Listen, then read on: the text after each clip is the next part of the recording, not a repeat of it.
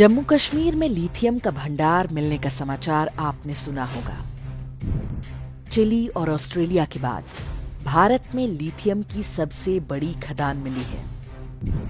Lithium का प्रयोग mobile phone, electric car समेत कई उपकरणों में होता है। आप समझ सकते हैं कि भविष्य में भारत के विकास के लिए ये कितना महत्वपूर्ण हो सकता है। हर किसी को विश्वास है कि हमारी सरकार लिथियम के इस भंडार की सुरक्षा करेगी और ये किसी अन्य देश के हाथ नहीं लगेगा। ये बात हम क्यों कर रहे हैं, इसे समझने के लिए आपको थोरियम की कहानी जाननी चाहिए। थोरियम एक रेडियो एक्टिव धातु है जिसका प्रयोग परमाणु ऊर्जा के लिए होता है। ऑस्ट्रेलिया, ब्राजील और भारत विश्व के सबसे बड़े थोरियम उत्पादक देश हैं। आंध्र प्रदेश, तमिलनाडु और ओडिशा के समुद्र तटीय क्षेत्र इसका भंडार है। यहाँ की रेत में इल्मेनाइट और मोनेजाइट नाम के खनिज पाए जाते हैं जिनसे थोरियम निकाला जाता है। एक अनुमान के अनुसार विश्व का लगभग 1/3 थोरियम भारत में है।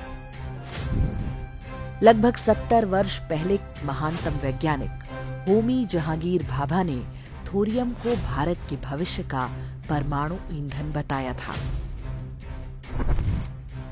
वर्ष 2004 में कांग्रेस के सत्ता में आने से पहले तक थोरियम आधारित फास्ट ब्रीडर टेक्नोलॉजी यानी FBT में भारत विश्व में अग्रणी था। इस समय अनुमान जताया जाता था कि 10 वर्ष के अंदर कम से कम 1 गीगावाट का थोरियम आधारित रिएक्टर तैयार कर लिया जाएगा। लेकिन तभी मनमोहन सिंह सरकार ने रहस्यमय ढंग से थोरियम प्रोजेक्ट को ठंडे बस्ते में डाल दिया। ये एक तरह से अलिखित और अघोषित नीति थी। अभी तक जो परमाणु रिएक्टर हैं, उनमें यूरेनियम का प्रयोग होता है। भारत में यूरेनियम बहुत कम पाया जाता है और इसे विदेशों से मंगाना पड़ता है। एक और थोरियम प्रोजेक्ट बंद कर दिया गया।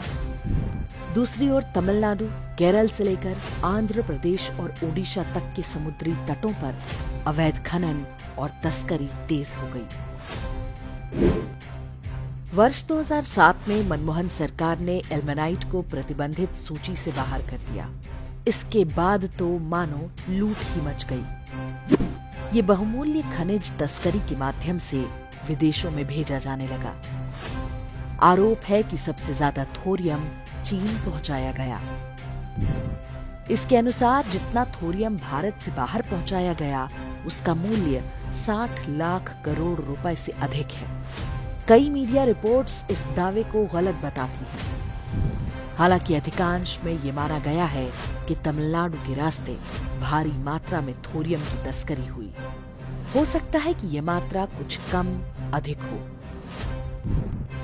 भारत से चोरी के दम पर चीन आज थोरियम टेक्नोलॉजी का अग्रणी देश बन चुका है।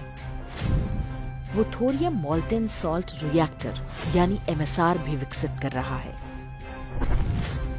दूसरी तरफ भारत में वर्ष 2004 से 2014 तक ये प्रोजेक्ट ठप रहा। नरेंद्र मोदी सरकार बनने के बाद इसे दोबारा आरंभ किया गया। अब जाकर तमिलनाडु के कलपक्कम में पहला थोरियम आधारित रिएक्टर स्थापित किया जा रहा है। थोरियम घोटाले का ये विषय 2014 के लोकसभा चुनाव के समय भी उछला था, लेकिन तब तक बहुत देर हो चुकी थी। अब जब देश में लिथियम का भंडार मिला है, तो भी बहुत सतर्क रहने की आवश्यकता है। आश्चर्य नहीं कि अगले कुछ दिनों में जम्मू कश्मीर में पर्यावरण रक्षा के नाम पर नौटंकी आरंभ हो जाए। हो सकता है कि लिथियम के उत्खनन पर रोक लगवाने के लिए सर्वोच्च न्यायालय में सुनवाई भी आरंभ हो जाए। ऐसी देश विरोधी याचिकाओं पर सुनवाई के लिए हमारी न्यायपालिका सदैव उत्सुक रहती है। एक नागरिक के रूप में हमें सजग रहना होगा ताकि थोरियम वाला हाल लिथियम का भी ना हो जाए।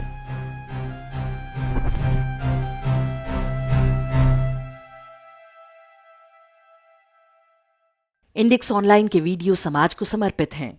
आप इनको डाउनलोड करके जैसे चाहे वैसे प्रयोग कर सकते हैं। चाहे तो आप हमारे टेलीग्राम चैनल से जुड़ सकते हैं। वहां सारे नए पुराने वीडियो आपको मिल जाएंगे। हमारे सोशल मीडिया लिंक हर वीडियो के डिस्क्रिप्शन में होते हैं। हमारा एकमात्र उद्देश्य हिंदू समाज को जागृत और एकजुट करना है। इसमें सहभागी बने। धन्यवाद।